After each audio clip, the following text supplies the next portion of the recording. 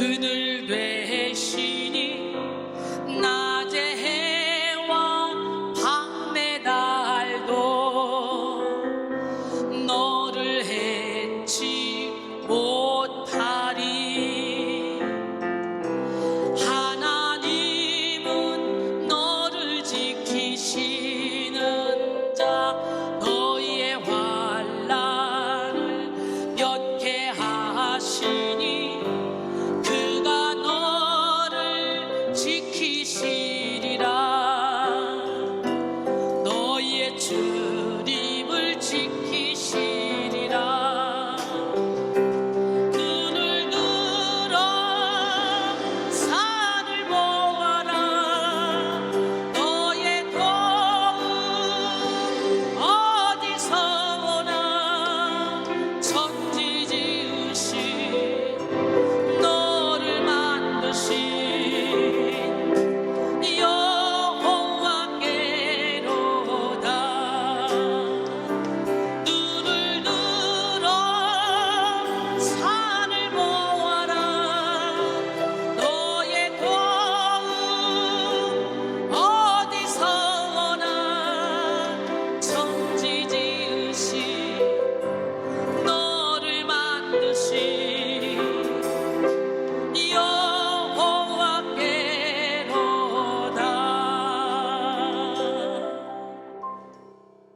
사사기 6장 17절로 24절 말씀 함께 보겠습니다. 사사기 6장 17절로 24절 말씀. 기드온이 그에게 대답하되 만일 내가 주께 은혜를 얻었사오면 나와 말씀하시니가 주 되시는 표징을 내게 보이소서. 내가 예물을 가지고 다시 주께로 와서 그것을 주 앞에 드리기까지 이곳을 떠나지 마시기를 원하나이다 하니 그가 이르되 내가 너 돌아올 때까지 머무르리라 하니라. 기드온이 가서 염소 새끼 하나를 준비하고 가루 한 에바로 무교병을 만들고 고기를 소쿠리에 담고 국을 양푼에 담아 상수리 나무 아래 그에게로 가져다가 드리매 하나님의 사자가 그에게 이르되 고기와 무교병을 가져다가 이 바위 위에 놓고 국을 부으라 하니 기드온이 그대로 하니라. 여호와의 사자가 손에 잡은 지팡이 끝을 내밀어 고기와 무교병에 대니 불이 바위에서 나와 고기와 무교병을 살랐고 여호와의 사자는 떠나서 보이지 아니한지라. 기드온이 그가 여호와의 사자인 줄 알고 이르되 슬프도소이다 주 여호와여, 내가 여호와의 사자를 대문하에 보였나이다 하니 여호와께서 그에게 이르시되 너는 안심하라, 두려워하지 말라, 죽지 아니하리라 하시니라. 기드온이 여호와를 위하여 거기서 제단을 쌓고 그것을 여호와 샬롬이라 하였더라. 그것이 오늘까지 아비에셀 사람에게 속한 오브라에 있더라. 우리 하나님, 멋쟁이 하나님 살아계십니다. 하나님을 아는 지식, 무질서를 이기는 여호와 샬롬이라는 제목으로 함께 은혜를 나누기를 원합니다. 요즘 세상에 돌아가는 것을 가만히 보고 있으면요, 한 단어가 떠오릅니다. 혼란스럽다. 이 혼란스러움은 어디서부터 손을 대야 할지 모를 정도로 아주 총체적입니다. 요즘 많이 오르내리는 패닉이라는 단어가 있는데요, 패닉의 사전적 의미는 극심한 공포, 공황 상태입니다. 이 패닉이 사회학이나 심리학에서는 불특정 다수의 군중이 일으키는 집단 행동을 의미하는 단어로 쓰이는데요, 한마디로 뭐가 뭔지도 모른 채 다수의 남들이 하는 것 같으니까 군중 심리에 이끌려 그 집단이 하는 행동에 동참하는 것입니다.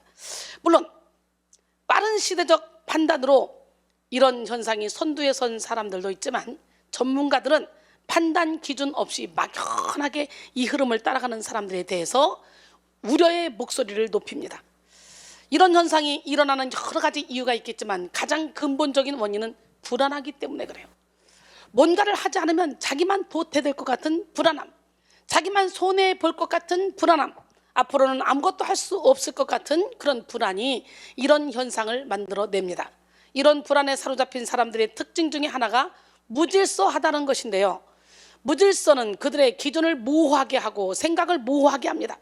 이런 무질서한 삶을 바로잡기 위해 필요한 것이 하나님을 아는 지식입니다. 바로 하나님이 질서의 하나님이시기 때문이죠. 하나님을 아는 지식은 우리의 삶의 우선순위를 세웁니다. 무엇이 본질이고 무엇이 비본질인지를 명확하게 구분하게 하고 중요한 것과 중요하지 않은 것을 구분하게 합니다.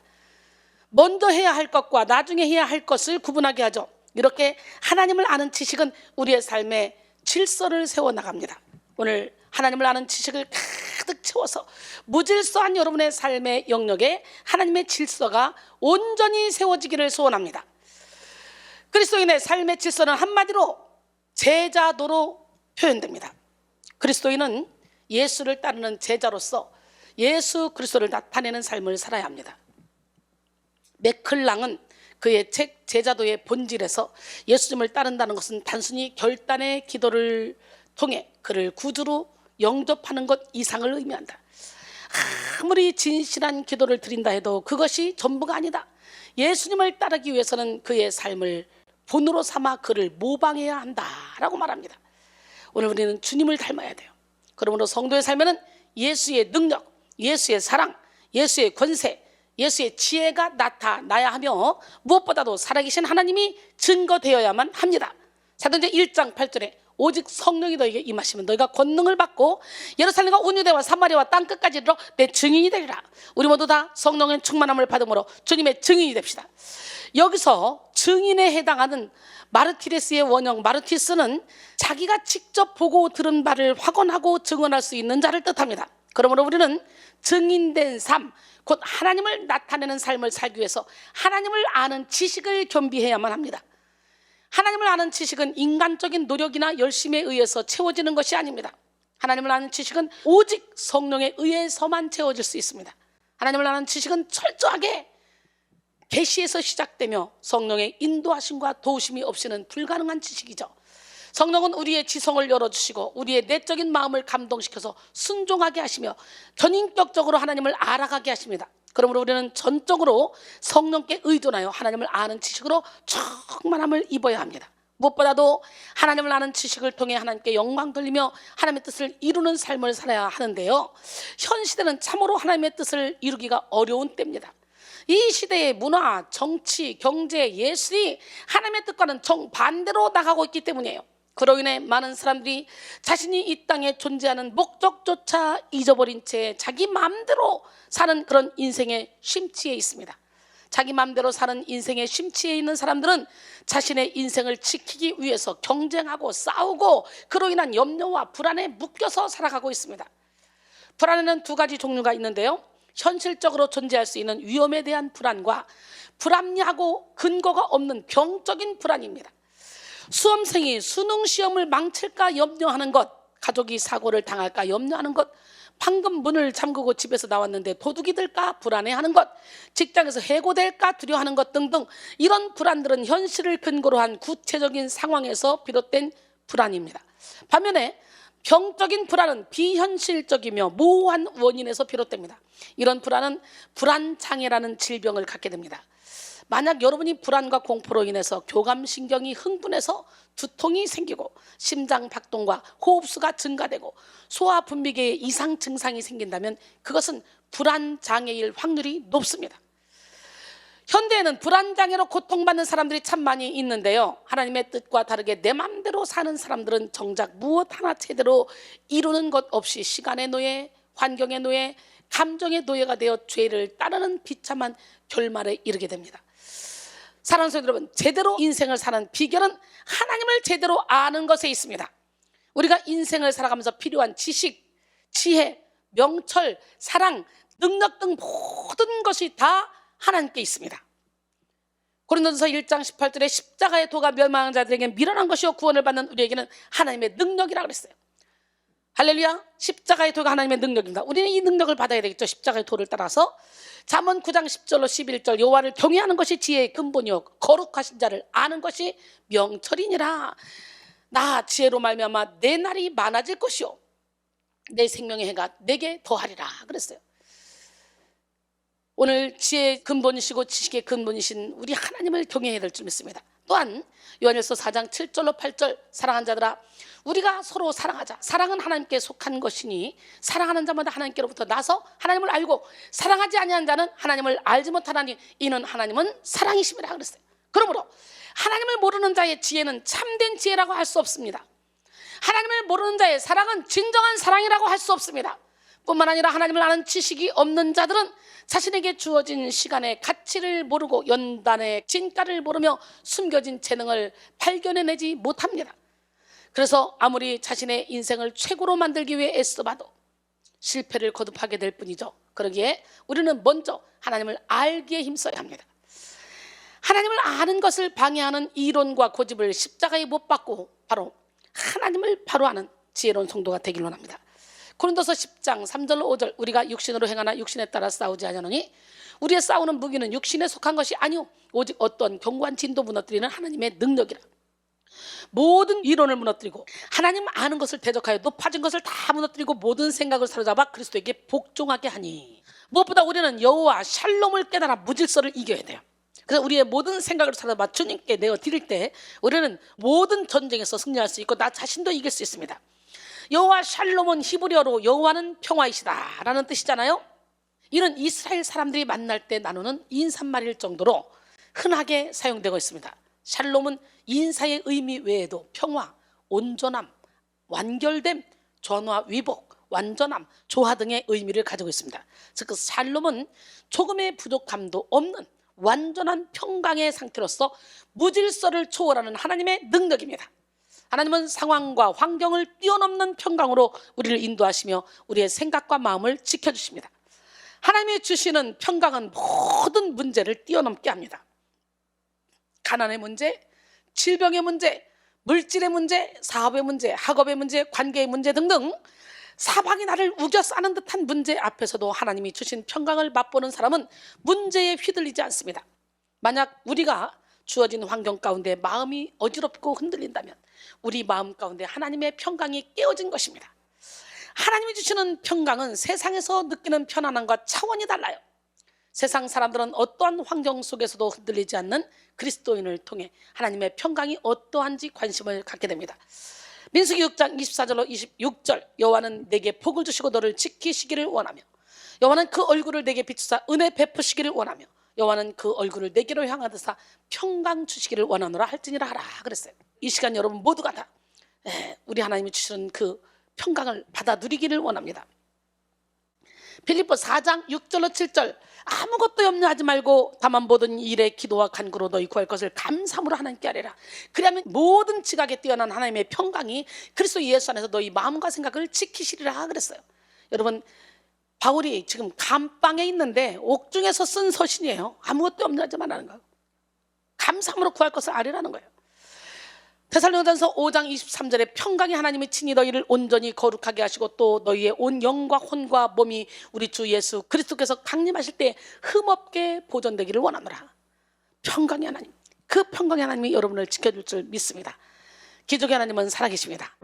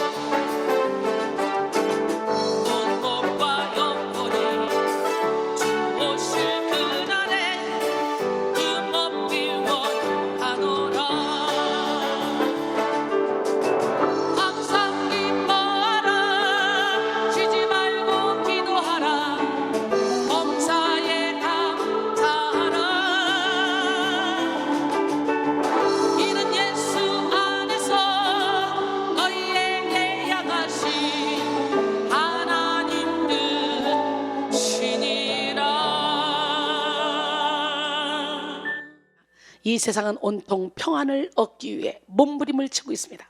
현대인들은 마음의 불안을 없애고 평안을 찾기 위해 요가를 하고 명상을 하며 또 독서를 하거나 여행을 떠나보기도 하고 여러 가지 자기가 좋아하는 취미생활을 해보기도 합니다. 그러나 이 세상 어디에도 참된 평안을 찾을 수 있는 곳은 없습니다. 참된 평안은 오로지 주님밖에 없어요. 주님 품에 안길 때 주님께서 우리에게 평안을 허락하십니다. 노인과 바다로 노벨 문학상을 받은 어니스트 해밍웨이는 한참 자기의 출판물이 날개에 놓친 듯이 팔릴 때 그 마음에는 평화가 없었다고 합니다. 왜 그런지 이유도 모른 채 불안하고 만족이 없었던 것이죠. 그는 돈만 있으면 행복할 줄 알았으나 실상은 허망하고 살 맛이 없었습니다. 그래서 뭔가 희망을 찾기 위해 남미로 가서 사냥을 하며 돌아다녔고 막 여러 가지 일을 해봤어요. 그런데 참된 평안을 얻지 못하고 사냥총으로 자기 머리를 쏘아서 자살함으로 생을 마감하고 말았습니다. 인간은 영혼을 지닌 존재입니다. 따라서 영혼의 창조주이신 하나님 안에서만 우리의 영혼은 평안과 만족을 찾을 수 있습니다. 그래서 성 어거스틴은 오 하나님, 내 영혼이 하나님 안에서 안식을 얻을 때까지 나의 인생에는 진정한 휴식이 없었습니다 라고 고백했습니다. 오늘 이 시간 여러분 모두가 말씀 가운데 세상에 줄 수 없는 평안, 여호와 샬롬의 복을 누리는 자들이 되기를 원합니다. 무엇보다도 여호와 샬롬의 은혜를 누리는 사람은 자신의 영혼에 독을 쌓지 않습니다. 영혼의 독소는 죄성으로부터 시작되어 불안, 염려, 걱정, 근심으로 퍼지고 결국에는 사탄에게 장악되게 됩니다. 하나님이 심지를 지켜주셔야만 평강하고 평강할 수 있는 것이죠. 하나님을 전적으로 의존하는 자만이 승리할 수 있습니다. 그래서 여호와 샬롬의 은혜를 누리는 사람은 스트레스를 받을 수밖에 없는 그런 시련 앞에서도 스트레스를 받지 않습니다. 영혼의 큰 타격을 입을 만한 인생의 풍파 앞에서도 잔잔한 호수와 같은 내면을 유지합니다. 여러분의 모습은 어떻습니까? 이 시간 여호와 샬롬의 은혜로 충만함을 입어 여러분의 영혼을 지키셔서 날마다 평강을 누리는 기적의 주인공이 되기를 원합니다. 세상이 줄 수 없는 평안을 너에게 주노라. 우리 주님은 지금도 말씀하십니다. 평안을 너에게 주노라. 능력을 너에게 주노라. 지혜를 너에게 주노라. 우리 함께 찬양합니다.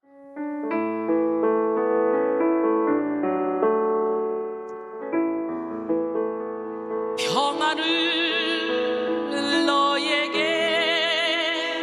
주노라.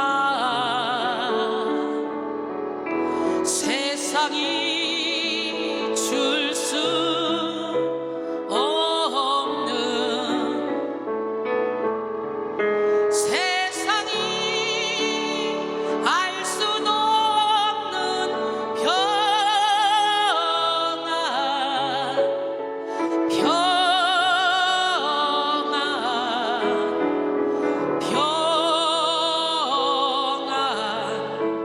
평안을 내게 주노라. 사랑을 너에게 주노라. 세상이 줄 수 없는, 세상이 알 수도 없는 사랑,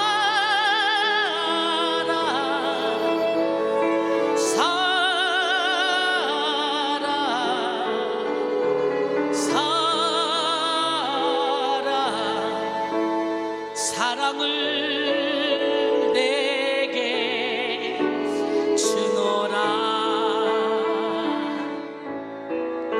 능력을 너에게 주노라. 세상이 줄 수 없는,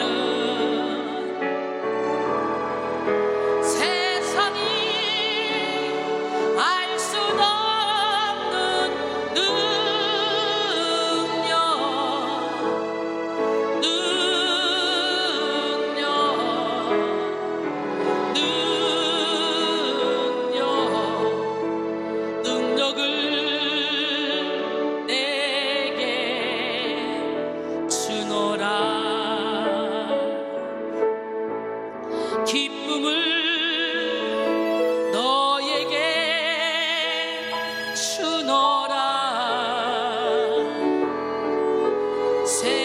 세상이 줄 수 없는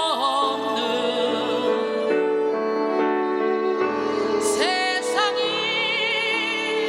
알 수도 없는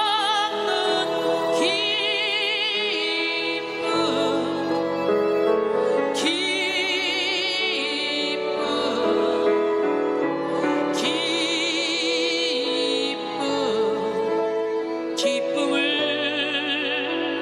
내게 주노라.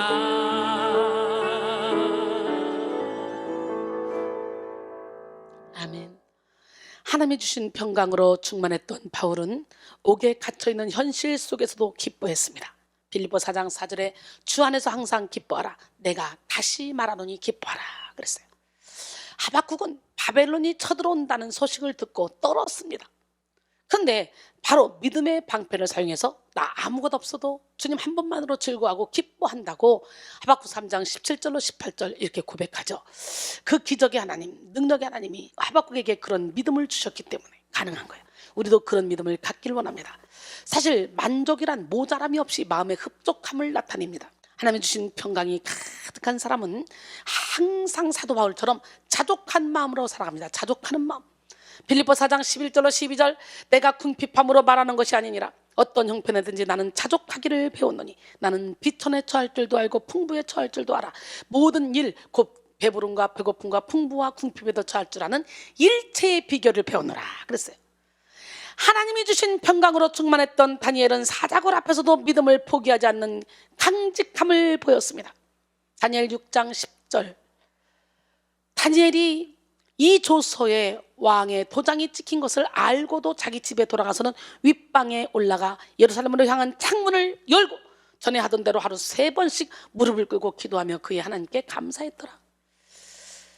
다른 신에게나 누구에게도 기도하든지 절하면 무조건 사자굴에 집어넣는다는 조서를 찍었어 왕이. 그런데도 그걸 보고도 그냥 하나님께 기도하는 거예요. 감사하는 거예요. 생명 걸고. 기가 막히잖아요. 여러분, 그러나 왕은 다니엘을 너무너무 사랑했어. 밤에 잠을 못 잤어. 그리고 날이 새자마자 막 쫓아갑니다, 다니엘에게. 그리고 잘 있냐고 물어봅니다. 살아계신 하나님이 너를 지금 지켜주시고 있지? 22절에 보니까 나의 하나님이 이미 그의 천사를 보내어 사자들의 입을 봉하셨으므로 사자들이 나를 상해하지 못하였사오니, 이는 나의 무죄함이 그 앞에 명백함이 오며 또 왕이여 나는 왕에게도 해를 끼치지 아니하였나이다 하니라. 할렐루야. 26절 이하에 보니까 왕이 어떻게 하냐, 이제 내가 조서를 내려놓아 내 나라 관할 아래에 있는 사람들은 다 다니엘의 하나님 앞에서 떨며 두려워할지니 그는 살아계시는 하나님이요 영원히 변하시지 아니하시리시며 그의 나라는 멸망하지 아니할 것이요 그의 권세는 무궁할 것이며 그는 구원도 하시며 건져내기도 하시며 하늘에서든지 땅에서든지 이적과 기사를 행하시는 이로써 다니엘을 구원하여 사자의 입에서 벗어나게 하셨음이라 하였더라. 이 다니엘이 다리오 왕의 시대와 바사 사람 고레스 왕의 시대에 형통하였더라 그랬어요. 여러분, 다니엘의 세 친구도 굳건한 믿음으로 하나님의 영광을 나타냈습니다. 다니엘 3장 5절로 6절, 너희는 나팔과 피리와 수금과 사명금과 양금과 생황과 및 모든 악기 소리를 들을 때에 엎드려 느부갓네살 왕이 세운 금신상에게 절하라. 누구든지 엎드려 절하지 아니하는 자는 즉시 맹렬히 타는 풀무불에 던져 넣으리라 하였더라. 풀무불에 들어갈 걸 알면서도 사드락과 메삭과 아벳느고가 말하죠. 16절에 보니까 사드락과 메삭과 아벳느고가 왕에게 대답하여 가로되 느부갓네살이여, 우리가 이 일에 대하여 왕에게 대답할 필요가 없나이다. 만일 그럴 것이면 왕이여, 우리가 섬기는 우리 하나님이 우리를 극렬히 타는 풀무 가운데서 능히 건져내시겠고 왕의 손에서도 건져내시리이다. 그리 아니하실지라도 왕이여, 우리가 왕의 신들을 섬기지도 아니하고 왕이 세우신 금신상에 절하지도 아니할 줄을 아옵소서. 보시지 않습니까? 결국 사드락 메삭 아벳느고는 평소보다 7배나 더 뜨거운 풀무불에 던져졌어요. 그들을 집어넣으려고 데려갔던 사람들이 그냥 그 불 근처만 가도 다 불에 삼킴을 받았어요. 그런데 불구하고 사드락 메삭 아벳느고는 머리털 하나 상하지 않는 거예요. 왕이 보니 분명히 3명을 집어넣는데 한 사람이 있어요. 4명이 걸어다니는 게 보이는 거예요. 근데 신 같은 거예요. 이야, 기가 막히죠. 그래서 느부갓네살 왕은 또 물어봅니다. 살아계신 하나님이 너를 지켰지? 그랬더니 다니엘이 이렇게 고백하는 거예요. 살아계신 하나님이 사자의 입을 봉했습니다. 할렐루야. 이렇게 불의 본성도 막으시고 사자의 입도 봉하신 하나님은 여러분의 하나님이에요. 결국은 이들이 뭐라고 고백하냐? 왕이 드디어 사드락과 메삭과 아벳느고를 바벨론 지방에서 더욱 높였다 말하죠. 이렇게 사드락, 메삭, 아벳느고도 그랬지만 누구도? 다니엘도 그렇잖아요. 왕들이 인정해주고 살아계신 하나님께 영광을 돌리고 할렐루야, 그들을 모함했던 사람을 오히려 더 죽이는 역사가 일어나.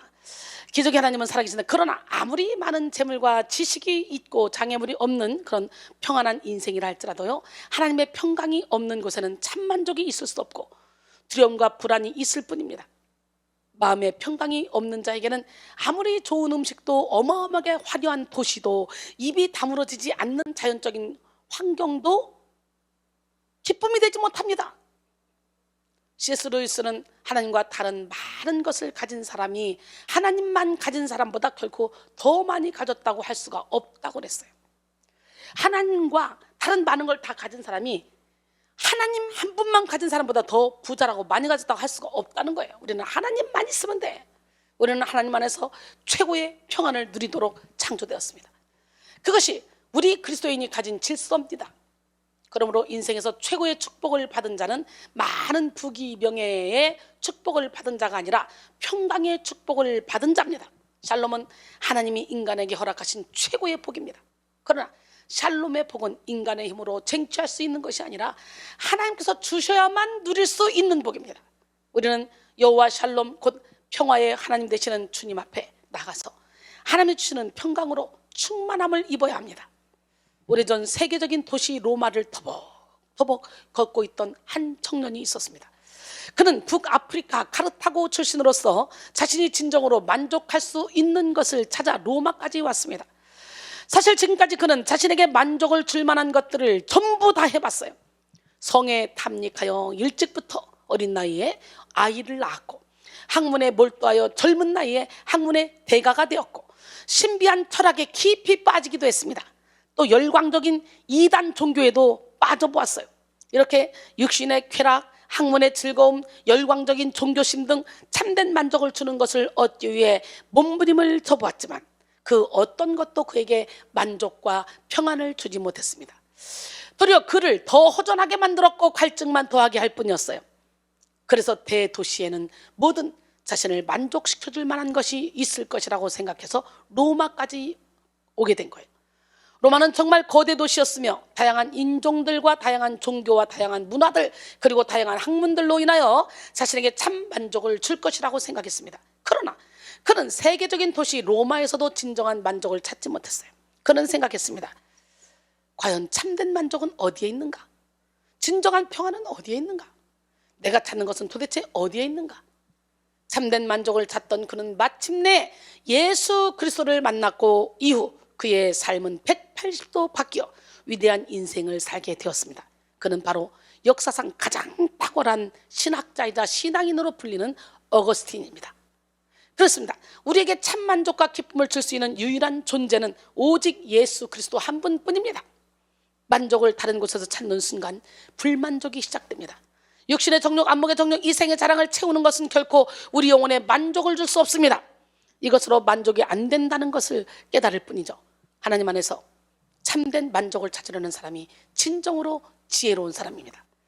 요한복음 14장 27절 평안을 너에게 끼치노니 곧 나의 평안을 너에게 주노라. 내가 너에게 주는 것은 세상이 주는 것과 같지 아니하노라. 너희는 마음에 근심하지도 말고 두려워하지도 말라 그랬어요. 이 말씀은 제가 예배당에 처음 발을 디뎠을 때 문턱에서 우레와 같은 큰 음성으로 들린 말씀이에요. 진정으로 저는 그때부터 참된 평안을 누립니다. 내가 주인 삼은 모든 거 내려놓고 주님만을 바라보고 달려가면 거친 풍랑 가운데서도 깊은 바다처럼 영혼이 잠잠해져서 영혼이 참 평안을 누리게 됩니다. 함께 찬양합니다.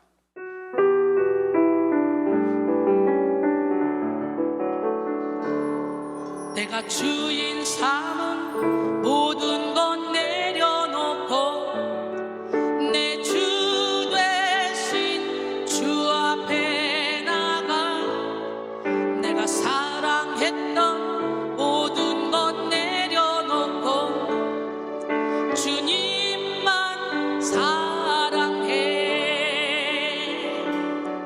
내가 주인 삼은 모든 것 내려놓고 내 주 되신 주 앞에 나가 내가 사랑했던 모든 것 내려놓고 주님만 사랑해. 주 사랑 거친 풍랑에도 깊은 바다처럼 나를 잠잠케 해. 주 사랑 내 영혼의 반석 그 사랑 위에 서리. 내가 주인 삼은 모든 것 내려놓고 내 주 되신 주 앞에 나가 내가 사랑했던 모든 것 내려놓고 주님만 사랑해. 주 사랑 거친 풍랑에도 깊은 바다처럼 나를 잠잠케 해. 주 사랑 내 영혼의 반석 그 사랑 위에 서리. 주 사랑 거친 풍랑에도 깊은 바다처럼 나를 잠잠케 해. 주 사랑 내 영혼의 반석 그 사랑 위에 서리. 하나님은 예수님께 심지를 굳게 내리는 자에게 참 평안을 주시겠다고 약속하셨습니다. 이사야 26장 3절로 4절 주께서 심지가 견고한 자를 평강하고 평강하도록 지키시리니 이는 그가 주를 신뢰함이니이다. 너희는 여호와를 영원히 신뢰하라. 주 여호와는 영원한 반석이시미로다. 할렐루야. 우리가 정확히 알아야 될 것은요, 하나님이 주시는 평강은 단순히 느껴지는 편안함이 아니라는 것입니다. 샬롬은 영적 질서가 바로잡힌 완전함의 상태, 곧 어떤 공격에도 절대 무너지지 않을 만큼 허점이 없는 상태를 의미합니다. 또한 평강에 해당하는 히브리어 에이레네는 전쟁과 반대되는 개념을 가지고 있습니다. 이 뜻은 단순히 걱정이 없는 상태가 아니라 하나님의 정의가 올바로 세워진 상태를 말하는데요, 그러므로 하나님이 주시는 평안의 영적 의미는 우리 내면의 질서가 세워지고 불안과 쓴뿌리로 인한 갈등이 종식되며 축복과 번영이 유지되는 상태입니다. 즉 샬롬은 흐트러짐 없이 정돈된 내면 세계의 산물인 것이죠. 곧 여호와 샬롬을 깨달은 자들은 질서 정연한 삶을 살게 됩니다. 반대로 샬롬이 없다라는 뜻의 에인 샬롬은 전체에 흠이 생김으로 초래된 불균형, 곧 무질서를 의미합니다. 여기서 무질서는 질병과 같은 개인적인 문제뿐만이 아니라 공동체의 불화, 더 나아가 창조 질서의 붕괴에 이르기까지 다양한 범주를 포괄합니다. 그러기에 샬롬이 없는 사람들은 내면이 무질서합니다. 마음에 화평이 없기에 상처를 쉽게 받고 깨어지는 마음으로 살아가기에 질서가 없는 것입니다. 상처를 쉽게 받는 사람은 내면이 연약한 사람들, 마음에 평강이 없는 사람들이에요. 내면이 강건하면 웬만한 일에도 상처받지 않습니다. 연약해지면 그냥 작은 일에도 상처를 받죠. 우리는 마음의 화평을 이루어서 내면의 질서를 바로잡아야 됩니다. 영적 질서가 바로잡힌 자들은 하나님의 뜻에 순종하는 것을 좋아하며 죄를 짓는 것보다 진리를 따르기를 기뻐합니다. 하나님 자체가 질서의 하나님이시기 때문이죠. 하나님은 질서를 바로 세우기 위해 율법을 제정하시고 이스라엘 백성이 그 법에 따라 살라고 하신 거예요. 고린도전서 14장 33절에 하나님은 무질서의 하나님이 아니요 오직 화평의 하나님이시라. 데살로니가 후서 3장 7절에 보니까 어떻게 우리를 본받아야 할지를 너희가 스스로 아나니 우리가 너희 가운데서 무질서하게 행하지 아니하며 그랬어요. 하나님은 복잡하고도 광활한 우주와 전 세계를 하나님의 질서 안에 담으시고 통치하시는 분이십니다. 영국 시인 포프는 천국의 제1의 법률은 질서다라고 말했으며 포트는 질서는 하늘의 으뜸가는 법률이다라고 했습니다. 하나님은 이 세상을 창조하실 때에도 질서대로 창조하셨습니다. 하나님은 질서대로 창조하신 이 세상을 보고 심히 아름다웠다, 심히 좋았다라고 감탄하셨어요. 창세기 1장 31절에 하나님이 지으신 그 모든 것을 보시니 보시기에 심히 좋았더라. 저녁이 되고 아침이 되니 이는 6째 날이니라 그랬어요. 하나님이 감탄하실 만큼 좋았던 에덴 동산은 하나님이 정하신 질서대로 흘러갔으며 아담과 하와는 그곳에서 참 만족과 자유를 누렸습니다. 완전한 샬롬의 은혜를 누린 것이죠. 그러나 아담과 하와의 범죄로 말미암아 에덴 동산의 질서는 깨졌고 하나님과 인간의 관계 또한 깨지기 시작했습니다. 하나님보다 높아지고자 했던 아담과 하와의 범죄로 인해 깨진 질서는 평안함을 빼앗고 인간에게 불안함과 두려움을 주었습니다. 그리고 하나님과 단절된 인생을 살게 했는데요, 그로부터 인간은 평강이 없는 상태, 즉 에인 샬롬인 영적인 무질서에 빠지게 됐어요. 그렇습니다. 죄는 우리를 영의 무질서 상태에 빠지게 합니다. 스위프트는 질서가 세상을 다스린다, 그러나 악마는 혼란의 작가이다 라고 말했어요. 그러나 하나님은 무질서를 가장 싫어한다는 걸 우리는 빨리 깨닫고 질서의 하나님을 만나야 돼요. 성령님은 우리의 육체와 내면 세계, 삶의 질서를 회복하는 일을 하시고, 마귀는 하나님이 만드신 질서를 파괴하고 병들게 하며 혼돈스럽게 합니다.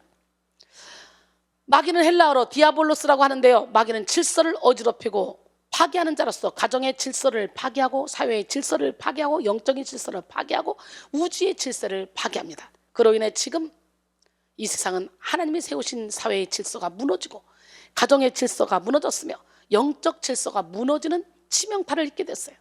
그럼에도 불구하고 무질서에 빠져 있는 사람들은 스스로 무질서한 인생을 살고 있는지조차 인식하지 못한 채 인생을 방치하고 있습니다. 인권이라는 이름으로 부모 자식 간의 질서가 무너지고 있고요, 사제 간의 질서가 무너지고 있습니다. 부모와 선생님이 마음대로 자녀와 제자들을 훈육할 수가 없어요. 아이들은 정당한 훈육조차도 듣기 싫으면 자신들의 인권 침해, 아동 학대라고 반박합니다. 요즘 막 고발해버리잖아요. 그렇게 교육받았기 때문이에요. 한마디로 권위가 상실된 시대, 법이 제 기능을 상실하고 개인의 유익에 따라 쓰기 좋게 갖다 붙여지는 하수인 노릇을 하고 있습니다. 또 개인의 취향이 존중받아야 한다고 하면서 생물학적 질서를 무너뜨립니다. 수많은 부정적인 문제들, 즉 질병의 문제, 정신적 문제, 관계의 문제를 양산하고 있음에도 불구하고 애써 모른 척합니다. 그러면서 자신들의 몸을 망가뜨리고 있습니다. 이 모든 것은 우리의 영적 질서가 무너졌기 때문이에요. 그리고 그 배후에 악한 영의 교묘한 술책이 도사리고 있습니다. 고든 맥도날드는 내면 세계가 정돈된 사람을 만나기란 너무나 힘들다. 우리는 내적인 부패함이 가득하며 하나님을 바라보는 것을 즐거워하지 않는 성향이 있다. 현대사회는 매우 빠르게 돌아가며 사회에서 자유로울 수 없는 그리스도인들도 세속적인 환경과 함께 빠르게 움직인다. 그러면서 내면 세계는 여지없이 무너진다 라고 했습니다. 그렇습니다. 우리는 영의 질서를 바로 세우지 않으면 이 세상 풍조에 휩쓸려 살아갈 수밖에 없는 연약한 존재들이에요. 영적 질서가 무너진 자들의 대표적인 특징은 육신의 우선순위를 두고 육을 따라 살아간다는 거죠. 로마서 8장 5절로 8절, 육신을 따른 자는 육신의 일을, 영을 따른 자는 영의 일을 생각하니 육신의 생각은 사망이요 영의 생각은 생명과 평안이니라. 육신의 생각은 하나님과 원수가 되나니 이는 하나님의 법에 굴복하지 아니할 뿐만 아니라 할 수도 없습니다. 육신에 있는 자들은 하나님을 기쁘시게 할 수 없느니라 그랬어요. 그리스도 예수의 사람들은 그 정욕과 탐심을 십자가에 못 박았다고 갈라디아서 5장 24절은 말씀하시죠. 우리 여러분 모두가 다 그리스도인답게 살기를 원합니다. 육을 따르는 일에 집중하다 보면 점점 영을 죽이게 되고 영의 질서를 무시하게 되죠. 처음에는 육을 따르는 일이 별로 위험하게 느껴지지 않습니다. 영적인 질서를 무너뜨려도 별로 해가 오지 않는 것처럼 아무렇지 않을 수도 있습니다. 그런데 건물이 무너지듯 점점 영혼의 균열이 가기 시작하고 무너지는 것은 한순간이라는 걸 우리는 알아야 돼요. 영적 질서가 무너지는 자들은 어떤 삶을 살고 있는지 우리가 한번 살펴보기를 원해요. 영적 질서가 무너진 자들의 특징은 영육으로 병든 인생을 살아갑니다. 영적 질서가 무너지게 되는 순간 걷잡을 수 없는 붕괴 현상이 일어나게 되는데요. 현대인들이 대표적으로 호소하고 있는 붕괴 현상 중 하나가 멘탈 붕괴입니다. 멘탈 붕괴란 말 그대로 정신이 무너졌다는 뜻으로 나약한 정신을 가진 사람들이 자주 사용하는 용어입니다. 내면의 질서가 무너진 사람들은 사소한 일에도 상처를 잘 받는 예민한 성격을 가지고 있으며 작은 문제 앞에서도 쉽게 주저앉는 태도를 보이곤 합니다. 남들보다 멘탈 붕괴를 일으키기 쉬운 인물을 두부 멘탈 혹은 쿠크다스 멘탈이라고 부르기도 하고 유리 멘탈이나 종이 멘탈이라고도 부릅니다.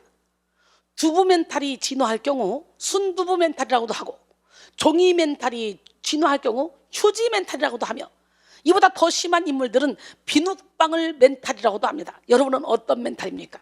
실질적으로 내면의 질서가 무너진 사람들은 정신의 붕괴뿐만 아니라 영혼의 붕괴 현상으로 인해 영육으로 병든 삶을 살아갑니다.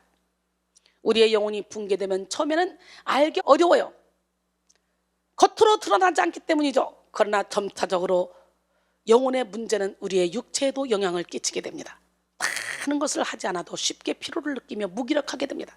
우리는 우리의 육체에 문제가 생길 경우 영혼의 문제와 결부되어 있다는 사실을 알아야 돼요. 영혼의 문제가 육체를 쇠약하게 하기 때문입니다. 잠언 17장 22절에 마음의 즐거움은 양약이라도 심령의 근심은 뼈를 마르게 한다 그랬어요. 고든 맥도날드는 그의 책 내면 세계의 질서와 영적 성장에서 이것을 함몰웅덩이 증후군이라고 정의했습니다. 높은 건물, 높은 산에서 벌어지는 함몰웅덩이 현상은 매우 위험하고 무섭죠. 그러나 더 무섭고 위험한 것은 내면의 함몰웅덩이, 곧 영혼의 함몰웅덩이입니다. 내면의 함몰웅덩이 현상은 자아상실, 우울증, 조울증, 무기력증 여러 가지 정신질병으로 나타나기도 하죠. 이런 현상들이 잦아지면 삶 전체가 온통 무너질 것 같은 붕괴 직전의 위기를 느끼게 됩니다. 지미 핸드릭스라는 록 음악의 기타 연주자가 있었습니다. 그는 마약 중독자가 되어 무대 위에서나 밖에서 난폭하게 행동하며 문란한 삶을 살았어요. 1970년 어느 공연의 마지막에 가서 그는 자기의 기타를 부숴버릴 정도로 자신을 통제하지 못하는 지경에 이르게 되었습니다. 어느 날 지미 핸드릭스의 공연이 마치자 관중들은 소리치며 박수를 보냈어요. 그러다가 순간적으로 열광하던 박수갈채가 갑자기 그쳤습니다. 지미 핸드릭스가 무릎을 꿇은 자세로 움직이지 않은 채 그대로 있었던 거예요. 이 그 고요한 정적을 깨며 그는 관중들을 향해 이렇게 말했습니다. 여기에 누구 참된 평안을 아는 사람이 있으면 무대 뒤에서 만나고 싶습니다. 그리고 가서 기다렸어요. 그러나 아무도 이 갑작스런 초청에 응한 사람이 없었습니다. 며칠 후 그는 결국 약물 과용으로 목숨을 잃었다고 합니다. 영적 질서가 무너지면 이렇게 무서워요. 두 번째, 영적 질서가 무너진 사람의 특징은 영적 감각이 마비되어 죄책감을 느끼지 못해요. 무엇이 죄인지도 몰라요. 가르쳐줘도 몰라요. 그러니까 개가 그 토한 것을 다시 먹는 것처럼 토한 거 계속 그걸 핥아먹는 거예요. 여러분, 영의 질서가 바로 세워진 자들은 무엇을 해야 할지 무엇을 하지 말아야 될지 명확히 분별해서 죄를 멀리합니다. 죄는 곧 하나님과의 관계를 단절시키고 영적 생명을 파괴한다는 사실을 알고 있기 때문이에요. 오스왈드 챔버스는 하나님과의 관계가 온전하면 반드시 외적으로 표현된다. 그 외적 표현은 삶의 모든 영역에서 나타나는 절제와 질서이다 라고 말합니다. 반대로 절제와 질서가 없는 사람들에게 나타나는 현상이 무질서와 탐욕, 영적 마비입니다. 로마서 6장 23절에 죄의 싹은 사망이요 하나님의 은사는 그리스도 예수 우리 주 안에 있는 영생이니라 그랬어요. 요한일서 3장 4절에 죄를 짓는 자마다 불법을 행하나니 죄는 불법이라 그랬어요. 요한일서 3장 8절에 보니까 죄를 짓는 자마다 마귀에게 속하니 마귀는 처음부터 범죄함이라. 그러나 영의 질서가 무너진 자들은 영적 감각이 마비되어서 죄를 짓고 있으면서도 죄인 줄 모르고 죄로 인해 영적 생명이 파괴되고 있으면서도 고통을 느끼지 못하는 거예요. 문둥병이 돼가지고. 죄에 대한 감각이 마비되어 죄에 대한 수치심조차도 느끼지 못해 죄를 반복하게 됩니다. 이제 사람들은 죄에 빠진 서로의 모습을 보고 부끄러워하는 것이 아니라 죄를 보편화시켜서 죄의 영역을 더욱더 넓혀가고 있습니다.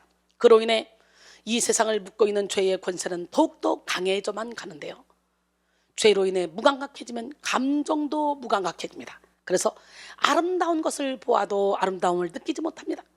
이웃에 대해서 무감각해져서 옆에 사람이 죽어가도 모른 척합니다. 하나님에 대해 무감각해져서 예배를 드려도 감사가 없습니다. 하나님에 대해 무감각해지면 하나님에 대한 목마름이나 기도에 대한 갈증, 예배에 대한 갈증조차 느끼지 못합니다. 사랑하는 성도 여러분, 비대면 예배로 계속 예배드리면서 예배에 대한 갈증을 많이 느끼고 고통스럽지 않아요?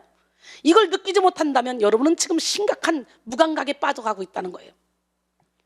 우리의 삶을 무너뜨리고 죄에 대해 무감각하게 하는 내면의 무질서를 바로잡는 시간이 되기를 원합니다. 무질서를 이기는 힘은 오직 여호와 샬롬을 깨닫는 것에 있습니다. 평강의 하나님은 무너졌던 세상의 질서, 교회의 질서, 가정의 질서, 그리고 관계의 질서, 그리고 바로 내 내면의 질서를 바로 세우실 뿐만 아니라 이 바로 세워진 이 영의 질서를 가진 자를 통해서 빛을 발하십니다. 하나님은 우리의 무너졌던 질서를 바로 세우고 참 평강을 주시기 위해서 예수 그리스도의 십자가 은혜를 허락하셨어요. 에베소 2장 14절로 17절. 그는 우리의 화평이신지라 둘로 하나를 만드사 원수된 것 곧 중간에 막힌 담을 자기 육체로 허시고 법조문으로 된 계명의 율법을 폐하셨으니 이는 이 둘로 자기 안에서 한 새 사람을 지어 화평하게 하시고 또 십자가로 이 둘을 한 몸으로 하나님과 화목하게 하려 하십니다. 원수된 것을 십자가로 소멸하시고 또 오셔서 먼 데 있는 너희에게 평안을 전하시고 가까운 데 있는 자들에게 평안을 전하셨으니 그랬어요. 우리 주님은 평안을 전하시는 분, 우리를 통해 평안을 전하기를 원하시는 분, 오늘 평강의 하나님이 여러분과 함께 하기를 원합니다. 그러므로 오늘 우리는 예수 그리스도를 의지하여 영의 질서를 바로 세우는 데 집중하고 하나님 나라 확장하는 일에 초점을 맞춰야 됩니다. 마태복음 6장 33절로 34절. 그런데 너희는 먼저 그의 나라와 그의 의를 구하라. 그리하면 이 모든 것을 너에게 더하시리라. 그러므로 내일 일을 위하여 염려하지 말라. 내일 일은 내일이 염려할 것이요 한 날 괴로움은 그날로 족하니라 그랬어요. 할렐루야. 요한 3서 2절에 사랑하는 자의 내 영혼이 잘된 같이 내가 범사에 잘되고 강건하기를 내가 간구하노라. 성경을 보면 하나님의 평안은 결코 평안한 상황에 주어지는 것이 아님을 알 수 있습니다. 그러나 어둠이 깊어가면 깊어갈수록 우리가 알 수 있는 것은 빛의 진가가 드러나잖아요. 죄가 짙은 곳에 사랑의 진가가 드러납니다. 그런 것처럼 불안이 극대화될수록 하나님이 주시는 평안의 능력이 극대화됨을 알 수가 있어요. 오늘 본문의 상황도 결코 여호와 샬롬을 외칠 수 있는 상황이 아니에요. 오늘 본문에 등장하는 기드온은 므낫세 지파 아비에셀 지역 사람입니다. 므낫세 지파는 요단강 동쪽과 서쪽으로 나뉘어 살고 있었는데요, 기드온이 살고 있는 아비에셀은 요단 서쪽 가나안 땅에 있습니다. 이때는 이스라엘 사람들이 여호와 하나님의 말씀을 거역하고 우상을 숭배하며 하나님께서 7년간 미디안 사람들의 지배를 받게 하셨던 때였습니다. 하나님은 이렇게 나라를 통해 사람을 통해 계속적으로 이스라엘 백성들이 말 안 들을 때 붙여버려요. 악인도 악한 날에 적당히 하려고 지었다고 잠언 16장 4절은 말씀하시잖아요. 그렇기 때문에 예수 믿는 우리에게 어떤 문제가 터지면 이것은 다 하나님의 계획 가운데 우리를 훈련시키기 위함이라는 걸 깨닫고 그 안에서도 우리가 기뻐하며 감사하며 기도해야 돼요. 문제가 아니라 문제를 풀 수 있는 힘이 없는 것이 문제입니다. 사사기 6장 1절에 이스라엘 자손이 또 여호와의 목전에 악을 행하였으므로 여호와께서 7년 동안 그들을 미디안의 손에 넘겨주셨다는 거예요. 지금 얼마나 지금 우리 기독교가 핍박을 받고 있습니까? 이것도 하나님의 계획하심에 있어요. 우리가 기도해야 돼요. 하나님 목전에 우리 믿는 자들이 악을 행했으므로 하나님이 깨달으라고 이런 환경을 열어놓는 거예요. 미디안의 횡포와 박해가 얼마나 심하였던지 이스라엘 사람들이 산성을 만들거나 산의 굴과 구멍을 파고 숨어 살았을 정도였습니다. 그뿐 아니라 미디안 사람들이 쳐들어와서는 파종한 것을 멸하고 짐승도 빼앗아가서 양식을 남겨두지 않았기 때문에 당장 끼니 걱정을 해야 하는 그런 처지였습니다. 사사기 6장 2절로 5절. 미디안의 손이 이스라엘을 이긴지라 이스라엘 자손이 미디안으로 말미암아 산에서 웅덩이와 굴과 산성을 자기들을 위하여 만들었으며 이스라엘이 파종한 때면 미디안과 아말렉과 동방 사람들이 치러 올라와서 진을 치고 가사에 이르도록 토지 소산을 멸하여 이스라엘 가운데 먹을 것을 남겨두지 아니하며 양이나 소나 나귀도 남기지 아니하니 이는 그들이 그들의 짐승과 장막을 가지고 올라와 메뚜기 떼같이 많이 들어오니 그 사람과 낙타가 무수함이라 그들이 그 땅에 들어와 멸하려 하니 그랬어요. 이스라엘 백성들은 미디안 족속의 박해로 인해 두렵고 떨리는 세월을 보내며 심히 지쳐 있었습니다. 그러나 도저히 끝날 것 같지 않은 극심한 고통 속에서 하나님은 기드온을 통해 이스라엘에 여호와 샬롬의 은혜를 허락했어요. 오늘 여러분 평화의 전달자가 되기를 원합니다. 여러분을 통해 여러분 주변에 있는 많은 사람에게 여호와 샬롬을 허락할 수 있도록 하나님의 도구로 쓰임받는 기적의 주인공들이 되기를 원합니다. 여호와 샬롬의 은혜를 누리는 비결을 살펴보고 오늘 하나님이 주시는 평강으로 충만함을 얻는 귀한 시간이 되기를 원합니다. 여호와의 샬롬의 은혜는 첫 번째, 해결해야 할 죄를 회개할 때 임합니다. 뭘 할 때? 우리가 해결해야 될 죄를 회개할 때.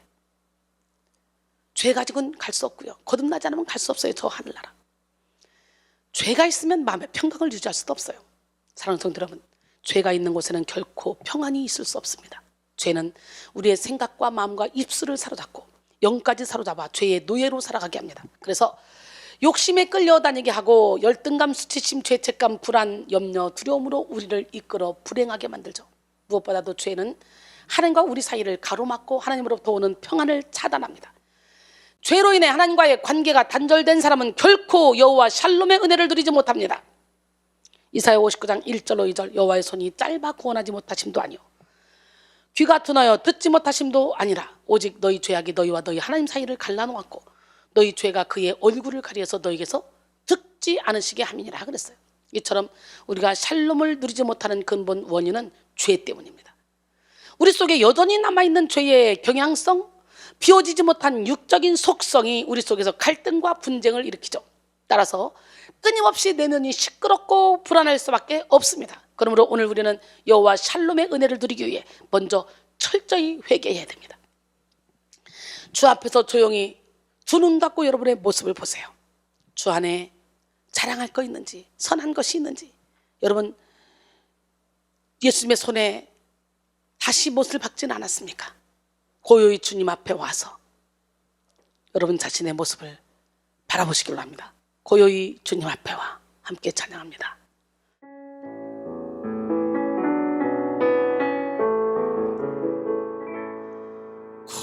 고요히 주님 앞에 와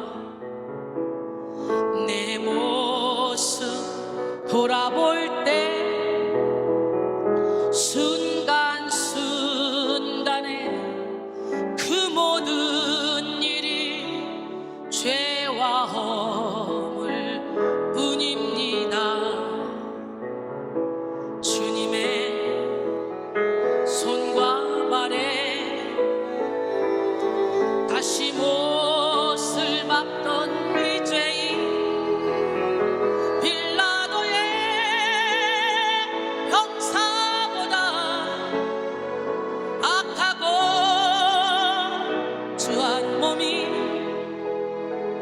주님 앞에 무릎 꿇고 용서를 빕니다. 겸손히 머리를 숙여 기도 드릴 때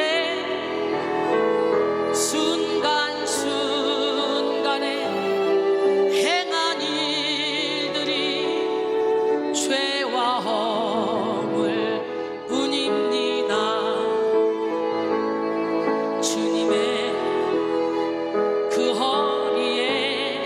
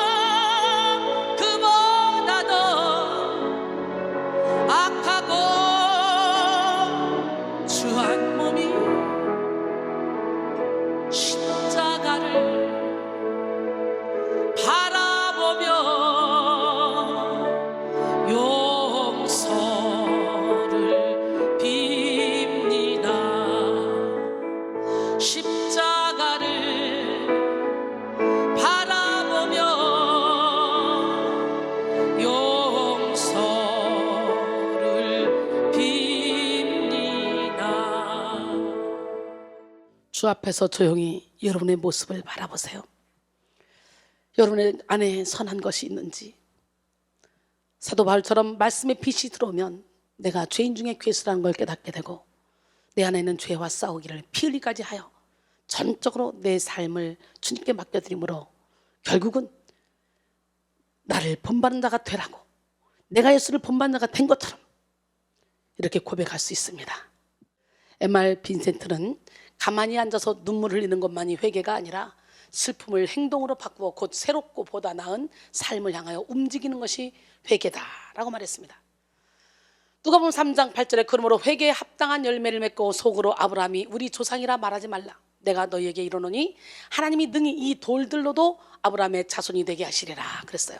오늘 이스라엘 백성들은 극심한 고난 앞에서 자신들의 죄를 깨닫고 하나님께 부르짖어 회개했습니다. 하나님은 우리로 하여금 전인적으로 하나님을 향하게 하기 위해서 고난을 허락하실 때가 있습니다. 사람은 교만하기 때문에 하나님 말고 다른 믿는 구석이 있으면 하나님께 부르짖지 않습니다. 고난이 꼭 나쁘지만은 않아요. 고난으로 인해 부르짖게 되죠. 오늘 이스라엘 백성들의 궁핍과 고난을 통해서 여러분의 사정을 헤아릴 수 있는 영의 눈이 활짝 열리기를 원합니다. 사사기 6장 6절에 보니까 이스라엘이 미디안으로 말미암아 궁핍함이 심한지라 이에 이스라엘 자손이 여호와께 부르짖었더라. 궁핍함이 심하니까 부르짖죠. 여기서 여호와께 부르짖었다는 것은 큰 의미가 있는 말입니다. 이스라엘 백성들이 하나님 앞에서 행했던 악이란 바로 하나님을 떠나 우상을 숭배하는 것이었는데요. 그들이 하나님께 부르짖었다는 것은 곧 하나님을 떠났던 자신들의 죄악을 깨닫고 회개했다는 것이며 더 이상 우상이 아니라 하나님을 의지하게 되었다는 의미입니다. 즉 이스라엘 백성들은 미디안 사람들에게 핍박을 받아 미약하게 되자 이를 통해 자신들이 하나님을 떠났던 것이 지극히 어리석고 죄악된 것임을 깨닫게 된 것이죠.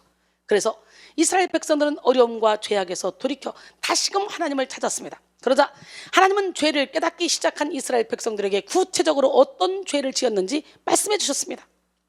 사사기 6장 7절로 10절 이스라엘 자손이 미디안으로 말미암아 여호와께 부르짖었으므로 여호와께서 이스라엘 자손에게 한 선지자를 보내시니 그가 그들에게 이르되 여호와께서 이같이 말씀하시기를 이스라엘의 하나님 내가 너희를 애굽에서 인도하였으며 너희를 그 종되었던 집에서 나오게 하며 애굽 사람의 손과 너희를 학대하는 모든 자의 손에서 너희를 건져내고 그들을 너희 앞에서 쫓아내고 그 땅을 너희에게 주었으며 내가 또 너희에게 이르기를 나는 너희의 하나님 여호와니 너희가 거주하는 아모리 사람의 땅의 신들을 두려워하지 말라 하였으나 너희가 내 목소리를 듣지 아니하였느니라 하셨다 하느니라.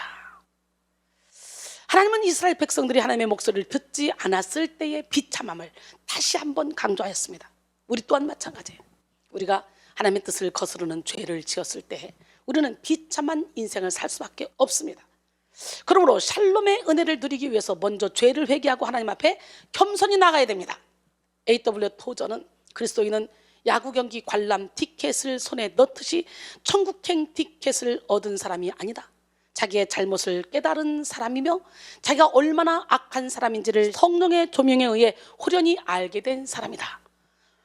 회개는 완전히 변하여 다른 사람이 되기 원하는 것이다. 완전히 변해서 다른 사람이 되기 원해요. 저도 완전히 변해서 다른 사람이 됐으니 이전에 있으니가 아니에요. 현재 자기를 버리고 다른 사람으로 변한 자신을 보고 싶어 하는 것이다. 회개는 옛사람은 죽고 그 자리에 새 사람이 사는 것이다. 회개는 마음의 문을 열어 주 예수 그리스도를 닮고 그분처럼 살려는 것이다 라고 말했습니다.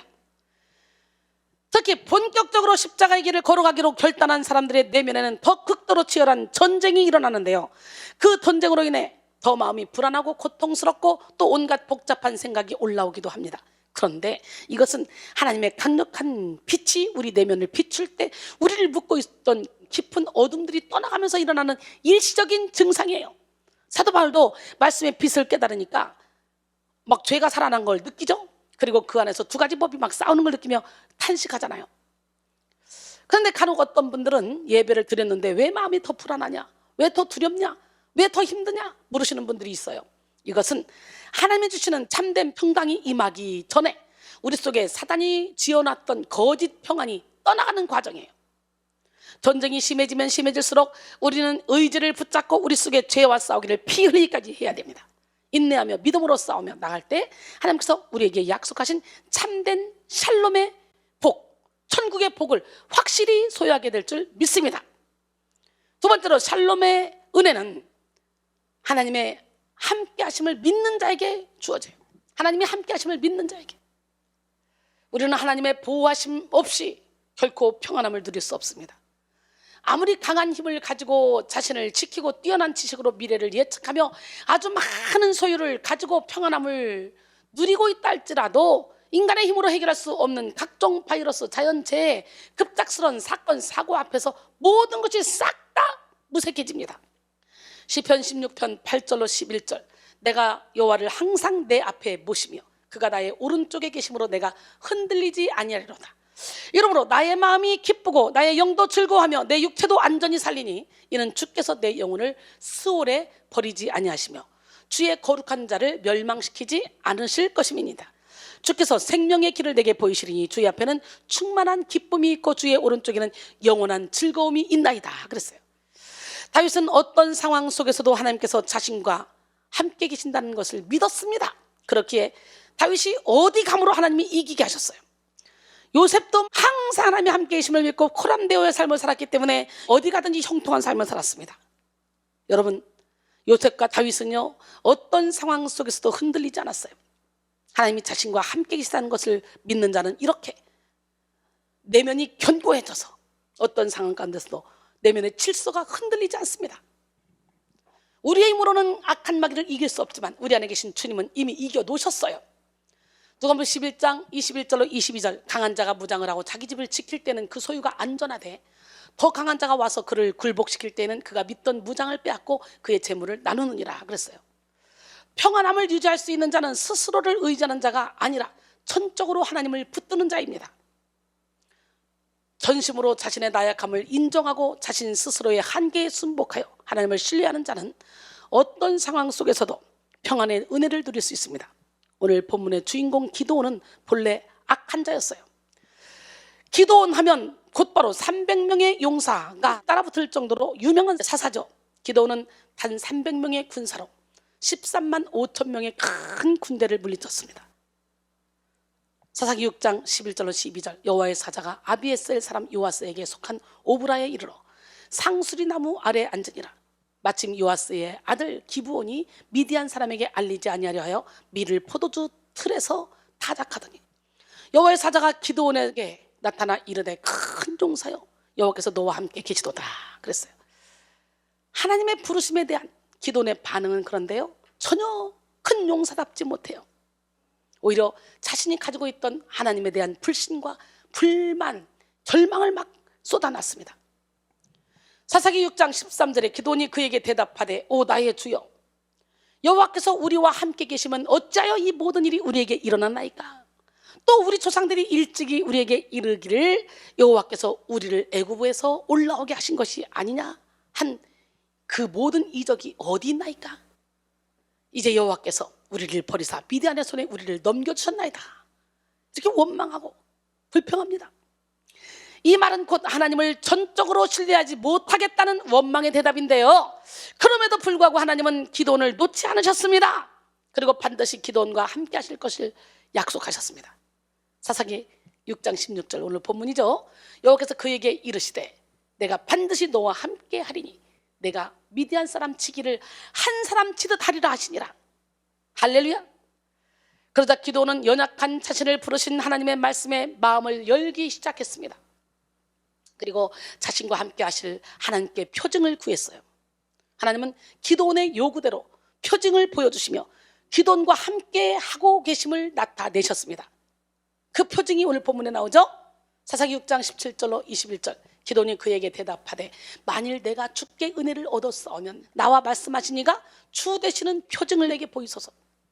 내가 예물을 가지고 다시 주께로 와서 그것을 주 앞에 드리기까지 이곳을 떠나지 마시기를 원하나이다 하니 그가 이르되 내가 너 돌아올 때까지 머무르리라 하니라. 기드온이 가서 염소 새끼 하나를 준비하고 가루 한 에바로 무교병을 만들고 고기를 소쿠리에 담고 국을 양푼에 담아 상수리나무 아래 그에게로 가져다가 드리매 하나님의 사자가 그에게 이르되 고기와 무교병을 가져다가 이 바위 위에 놓고 국을 부으라. 하니 기드온이 그대로 하니라. 여호와의 사자가 손에 잡은 지팡이 끝을 내밀어 고기와 무교병에 대니 불이 바위에서 나와서 고기와 무교병을 살랐고 여호와의 사자는 떠나서 보이지 아니한지라. 엘리야가 불을 끌어내렸는데 여기 바위에서 불이 끓어 올라오네. 엘리야는 하늘에서 불을 끌어내렸는데, 기드온은 자신이 여호와의 천사와 얘기하고 있는 줄도 몰랐어요. 자신이 보잘것없는 사람이라던 이 기드온은 이 기적을 경험하고 나서야 하나님께서 나와 함께 하심을 확신하게 됩니다. 우리도 하나님이 나와 함께 하신다는 체험을 가져야 돼요. 하나님이 함께 하신다는 임마누엘의 확신은 여호와 샬롬인 마음의 평안을 가져다 줍니다.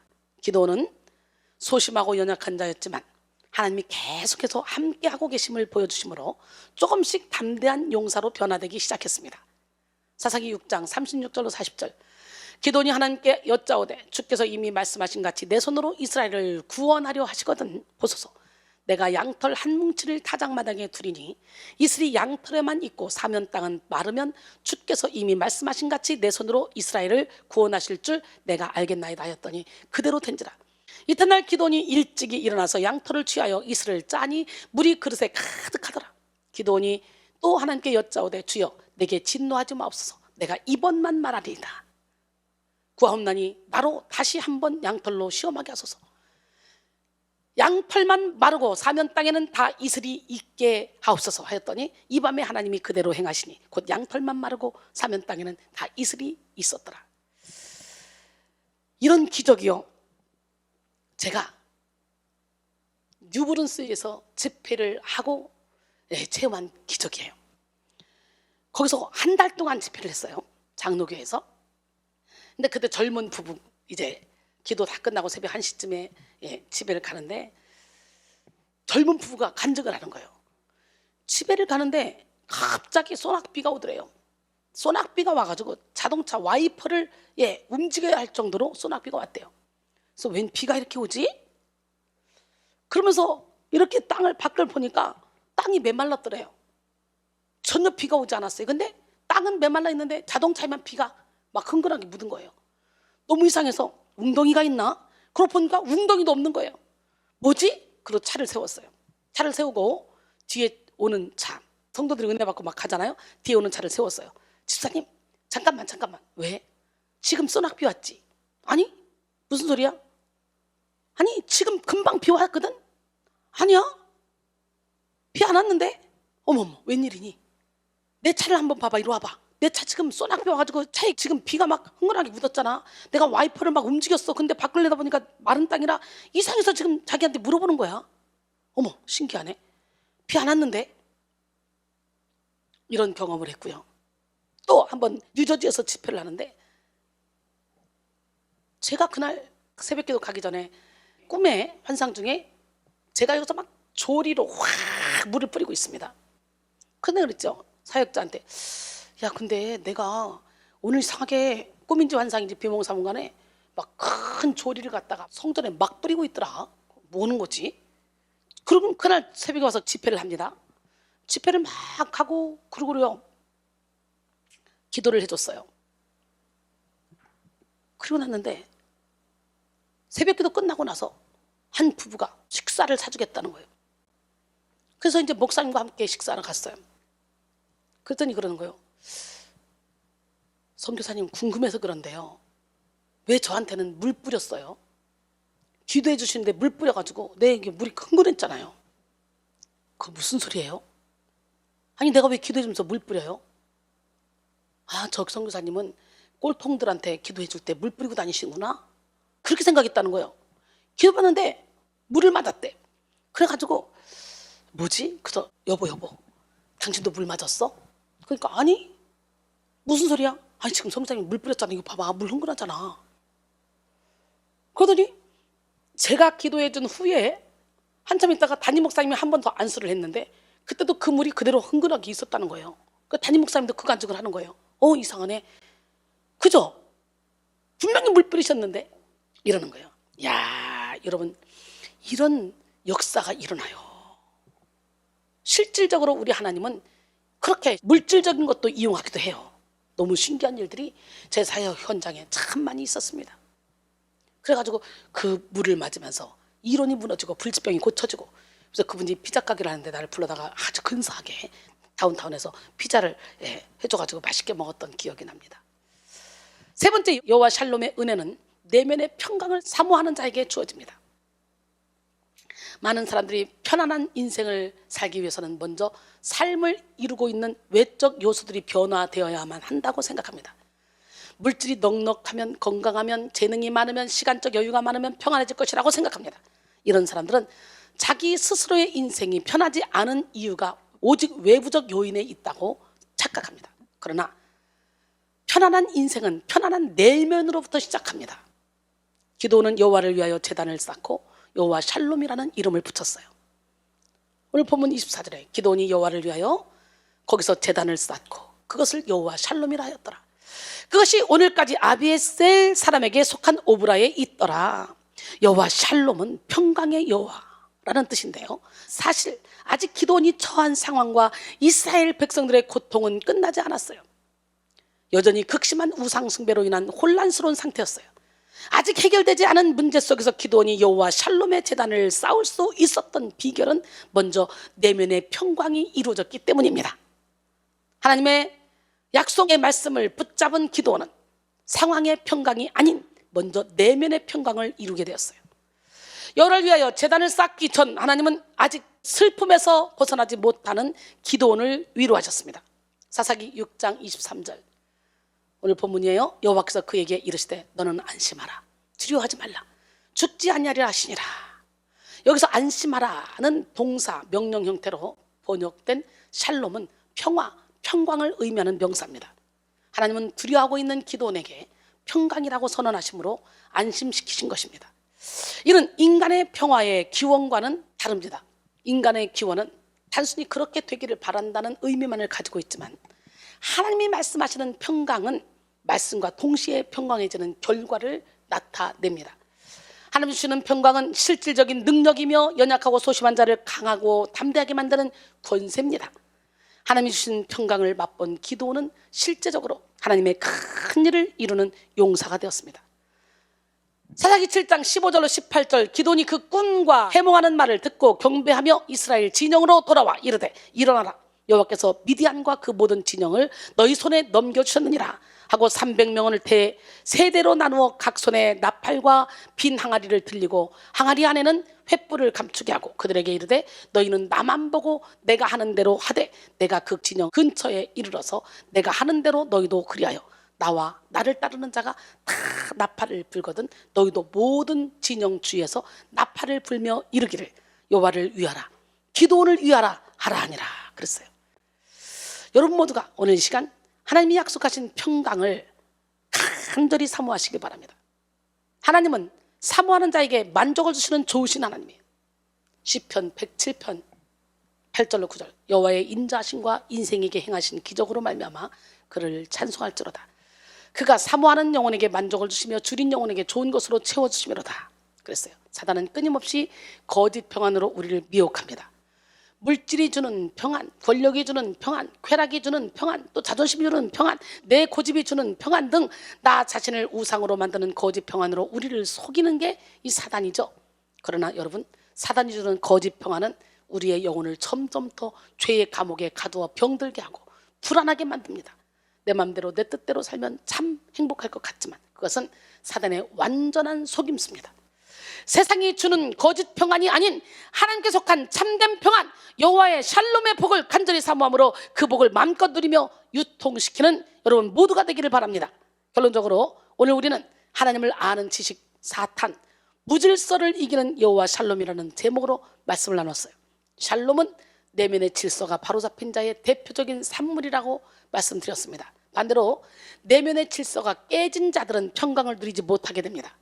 영적 질서가 무너진 자들의 특징을 살펴보면 영육으로 병든 인생을 살아갑니다. 영적 감각이 마비되어 죄책감을 느끼지 못합니다. 우리는 무너진 질서를 바로잡아 주시는 하나님을 만나야 돼요. 그래서 죄책감에 사로잡히는 것이 아니라 죄책감을 느껴서 회개하고 그리고 우리 모든 죄를 씻어주는 주님 앞에 탁 나가 진리 안에 자유 가운데 거해야 돼요. 그래서 반드시 무질서를 이기는 샬롬의 은혜를 깨달아야 되겠죠. 여호와 샬롬의 은혜는 먼저 해결해야 될 죄를 회개할 때 임하고 하나님의 함께 하심을 믿는 자에게 주어지고 내면의 평강을 사모하는 자에게 주어진다고 말씀드렸어요. 그러므로 사랑하는 성도 여러분, 무질서를 이기는 여호와 샬롬의 능력으로 날마다 평안을 누리며 살아가기를 주님의 이름으로 축원합니다. 우리 하나님, 멋지게 하나님 살아계십니다. 주님과 함께하는 이 고요한 시간, 주님의 보좌 앞에 나가 샬롬의 은혜를 받기를 원합니다.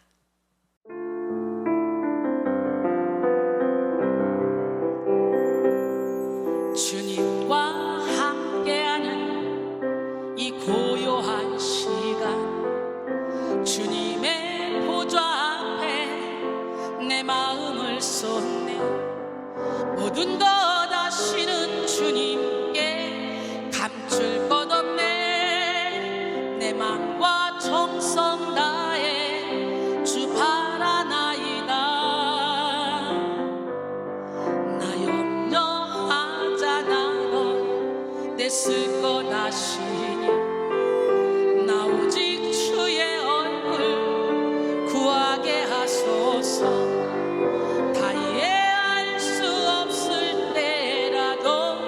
감사하며 날마다 순종하며 주 따르오리다. 온 마음 다해 사랑합니다. 온 마음 다해 주 알기 원하네. 내 모든 삶 당신 것이니 주만 섬기리. 온 마음 다해 주님과 함께하는 이 고요한 시간, 주님의 보좌 앞에 내 마음을 쏟네. 모든 것 아시는 주님께 감출 것 없네. 내 마음과 정성 다해 주 바라나이다. 온 마음 다해 사랑합니다. 온 마음 다해 주 알기 원하네. 내 모든 삶 당신 것이니 주만 섬기리. 온 마음 다해. 우리 하나님, 멋쟁이 하나님, 기적의 하나님, 능력의 하나님 앞에 나아가 회개함으로 여러분 마음의 평강을 누리기를 원합니다. 마음이 상한 자를 고치시는 주님 앞에 나아갑시다.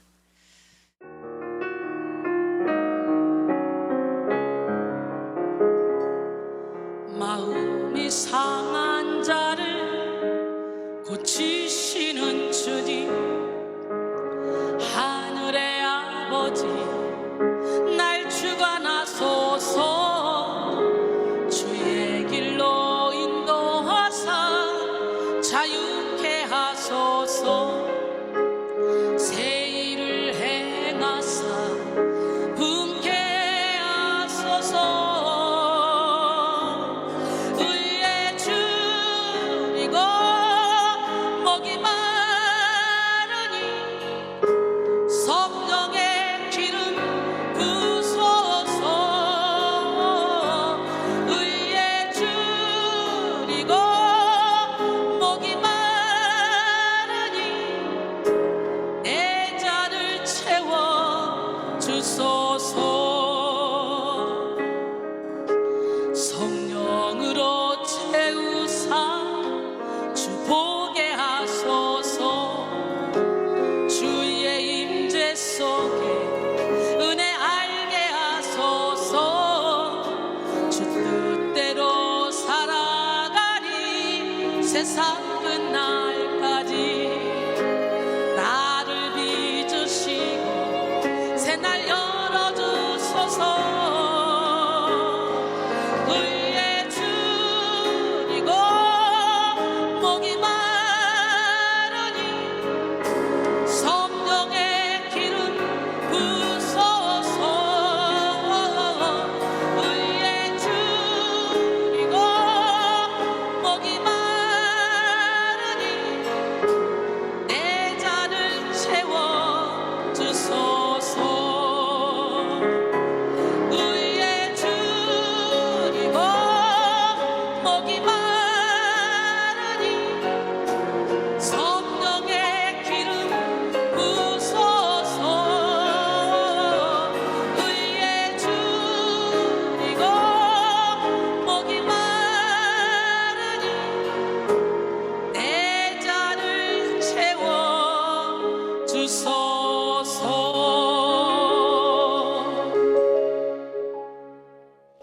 마음속에 어려움이 있을 때 우리 주님 앞에 나아갑시다.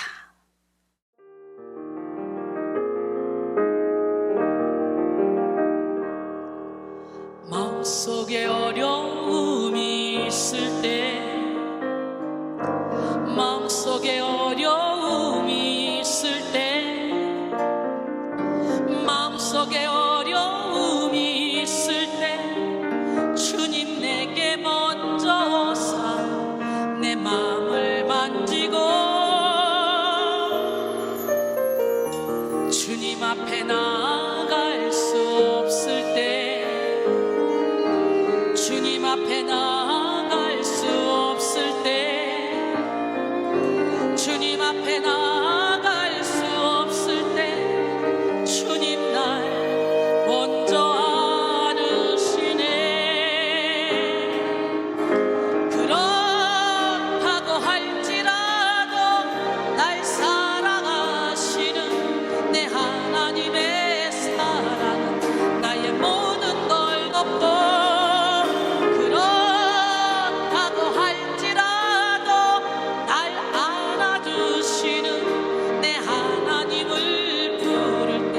아버지